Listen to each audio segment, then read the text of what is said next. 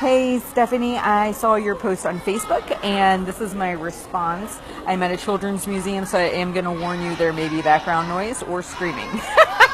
All right, so real quick, I want to just tell you, with thinking about your maintenance calories, there is a place of equilibrium, a place where you're eating just enough that you're not going to gain weight and you're not going to lose weight. It's kind of a balancing act. That's why maintenance is difficult, by the way, because it's a balancing act.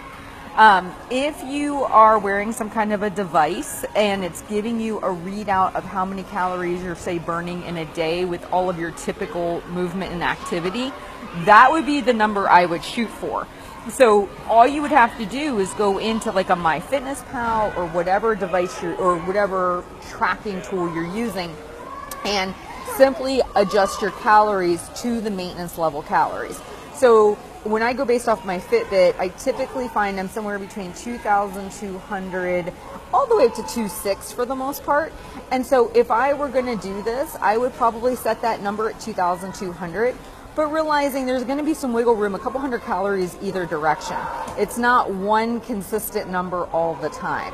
So that's how I would do it. There's also a couple really good online calculators. I'll see if I can link to those in this particular post, where you can type in your information. And again, it's just going to give you what your kind of TDEE would be, your total daily energy expenditure, how much roughly your body burns for the weight and height that you currently are. That's what I would focus on. And really look at that number and then tracking according to that number, as opposed to, say, just eating whatever you want and not tracking. Like, tracking should happen all the time, even when you're even when you're having a binge or you're overeating. It should happen at all phases. But when you're focusing on maintenance, it's like, okay, if my maintenance calories are 2,200, that's the line I'm trying to hit, and that's where my goal is each day. I hope that helps, and I'll talk to you soon.